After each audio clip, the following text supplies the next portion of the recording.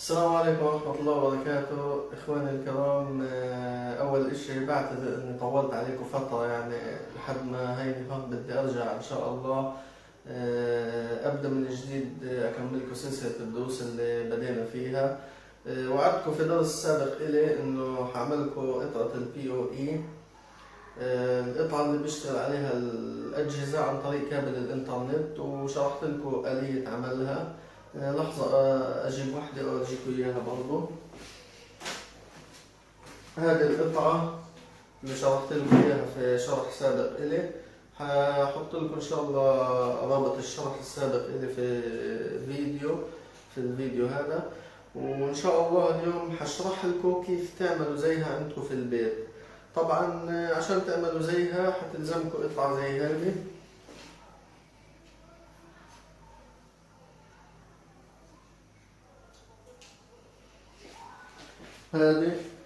هذه القطعة طبعا بتشتروها بشيكل ونص أو ب2 شيكل، تمام، من أي محل كمبيوتر. هذه وظيفتها في الأساس إنها توصل كابلين في بعض. إن شاء الله حشرح لكم كيف تحولوها لقطعة بي أو إي زي هذه وتركبوا لها أنثاي زي هيك، على أساس إنكم إيش تصيروا تشتغلوا عليها كقطعة بي أو إي. تمام. في الفيديو أو في المقطع الجاي إن شاء الله حتشوفوا الشرح كيف تعمل قطعة زي هذه. هاي القطعة اللي احنا عملناها في الشرح. تمام. هاي هون عندك ايش كاتب لك انا بي او اي. طبعا انت ممكن تكتب عليها زي هيك بقلم نبال عشان تعرف وين مدخل البي او اي، وهي مدخل تمام. وهي ايش الانثى اللي بدك تشبكها. حنشبك لكم اياها حتى تتاكدوا كمان انه هذه اللي عملناها احنا في الشرح شغاله. هاي طبعا ايش هاي الترانس تبع الوحده. تمام. وهي القطعه احنا بدنا نشبكها هون. تمام. وهي كابل بدنا نحطه طبعا في ايش هذا اللام، وبزبطش لازم نحطه في البي او اي عشان ياخذ الجهاز كهرباء من نفس الكابل. تمام. هاي احنا الجهاز اللي بدنا نجرب عليه اللي هي 7210. ماشي. هاي بدنا نشبك فيها هذا الكابل. هاي اشتغلت على القطعة نفسها. تمام، شغالة ما فيش أي مشاكل. طبعا لو شبكتها في الطرف الثاني مش هتشتغل لأنه احنا فصلناه الطرف الثاني عن الكهرباء، فهذا الطرف الثاني الآن ممكن تشبك أنت إيش شبكتك أو كابل الشبكة أو كابل الكمبيوتر هون، وهون بتشبك القطعة اللي حيصلها كهرباء عن طريق كابل النت. تمام. هاي حتى لو إيش لو شبكناه هون طبعا مش حيصلوا كهرباء، ما فيش إلا إيش إلا في المدخل هذا البي او اي. هي بيشتغل طبيعي. أسيبكم إن شاء الله مع الشرح.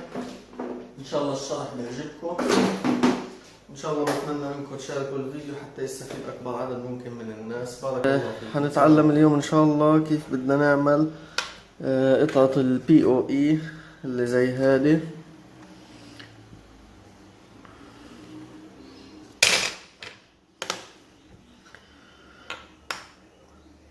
طبعا باستخدام هذه مجرد وصلة لكابلين. ممكن الواحد عندنا بغزة ممكن تشتروها شيكل ونص 2 شيكل أكتر إشي يعني، وبتقدروا تحولوها لقطعة زي هاي انتو عندكم في البيت. هلا بشرح لكم كيف بالضبط نعمل واحدة زي هذه.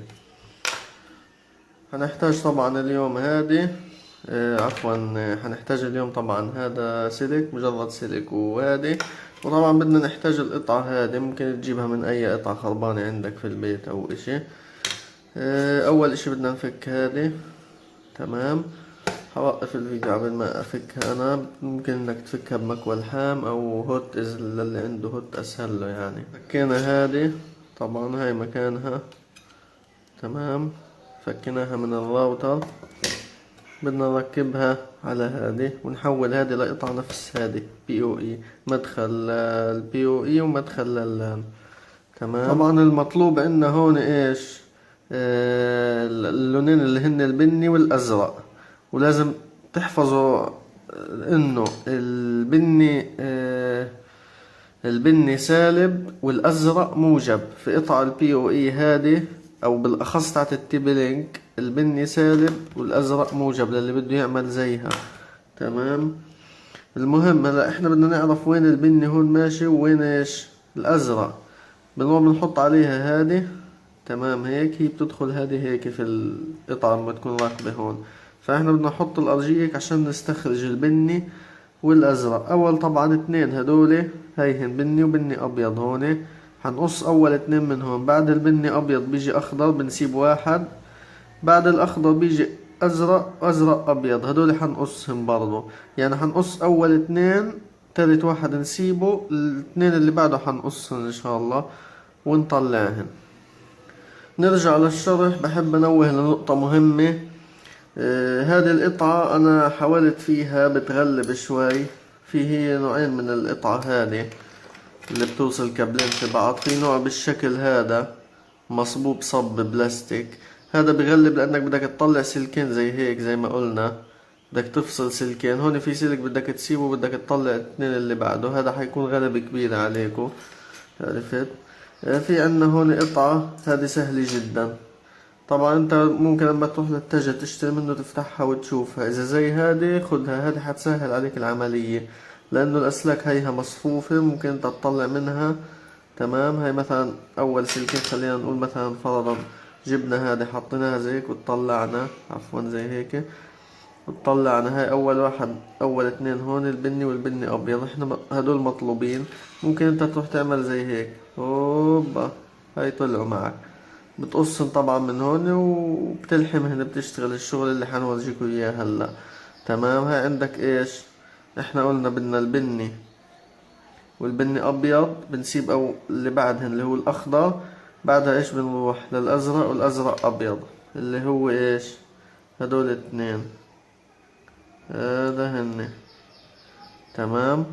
بتصير بالشكل هذا. هلا هدول ايش بدنا نعمل، بدنا نتنيهن بشكل عكسي ونقصهن. تمام. أو ممكن نعمل زي هيك.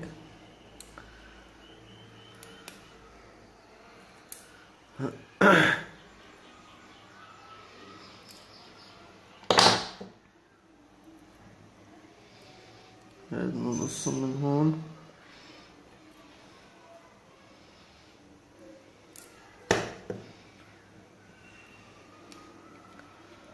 هاي هدول قصناهن. هلا صارت بالشكل هذا. طبعا هلا اللي مطلوب ايش، بدنا نلحم هدول هادي في هذا، سهل جدا. هدول اتنين عنا سالب، هذا اللي في النص هون المطرف موجب. المهم قلنا عنا هدول اتنين سالب وهذا موجب. طبعا بإمكانك انت تختار اي ايش، اي اتنين تلحم فيهن. تمام. المهم عندك انت هون البني والبني ابيض اللي هن هدول اول اتنين، هدول قلنا سالب. تمام. وهدول موجب، يعني بدنا نلحم الخطين السالب هدول في واحد، يا هذا يا هاد. وبدنا نلحم الخطين هدول اللي هن موجب الازرق في هذا، في المطرف. تمام. بتضل عملية ايش، اعادة تجميعها زي ما نقول. نرجع نجمعها في العلبة هذه ونلزقها هيك بطريقة انه تكون ماسكة حالها.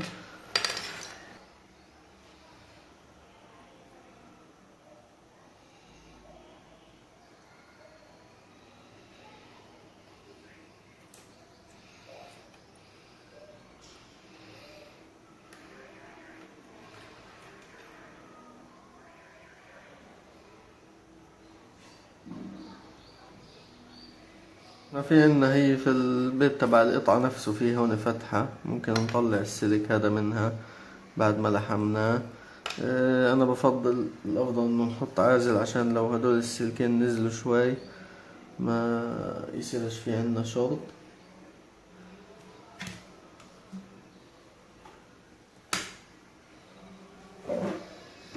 هنحط شقفة تب.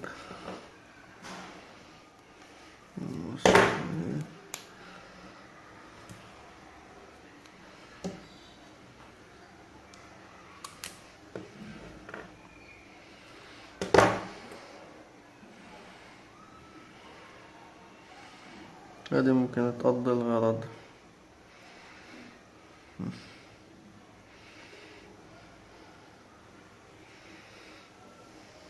تمام. هلا طبعا ايش قلنا، في هون فتحة ممكن نطلع منها السلك عشان الشغل يكون مرتب. تمام. هاي نزلت، هاي الأسلاك بنتأكد إنها نزلت في مكانها الصحيح. هاي إيش بنركب الغطا. هيك تقريبا القطعة جهزت. ضل عندنا حاجة واحدة، بدك تعرف إيش الخط الموجب والسالب في هدول.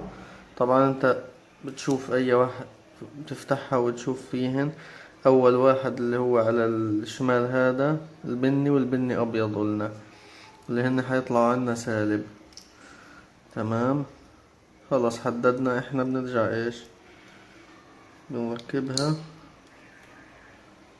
هاي هيك راكبة تمام. بنلف شوي التب بس عشان ما تفكش تعاود معنا.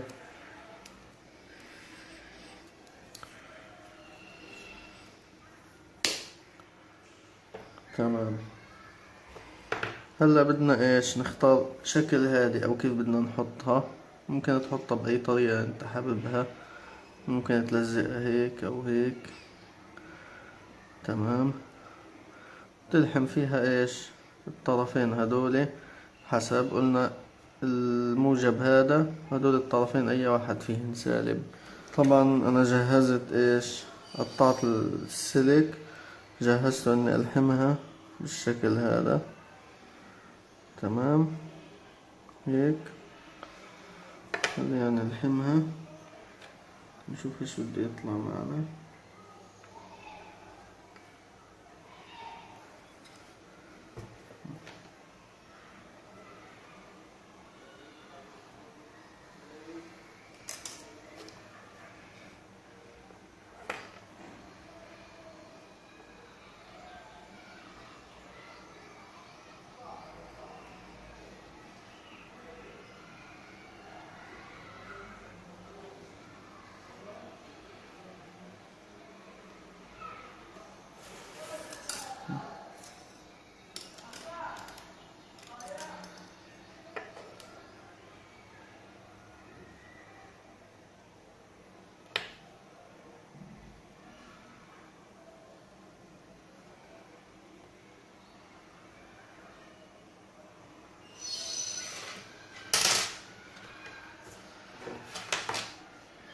تمام. هلا هادي بس علينا ايش نلزقها هيك، وهي صار عنا ان شاء الله قطعة POE جاهزة.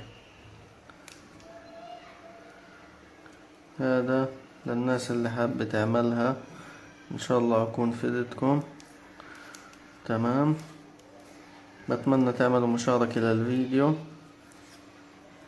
ولا تنسوا تعملوا لي لايك. بارك الله فيكم.